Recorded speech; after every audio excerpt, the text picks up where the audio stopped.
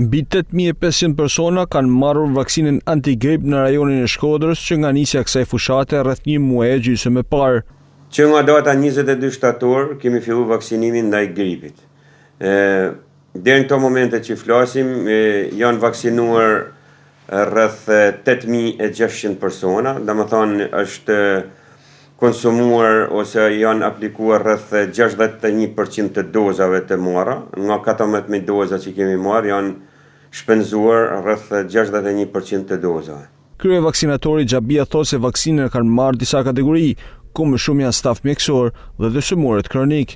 Nga këto, staf mjekësor janë vaksinuar 535 persona, me diabet rreth 948 persona obez rreth 60, smur kardiovaskular 4.405 persona, të smur me smundjet e mëlçisë rreth 17 persona, gra 7 zana janë vaksinu 12, të shëndetshëm 2.842 persona, me azëm bronkiale 100 persona, të tjerë problemet ndryshme shëndetësore janë 779 persona, smur kronik të veshkave rreth 48 persona dhe probleme me mushkërit rreth 37 persona.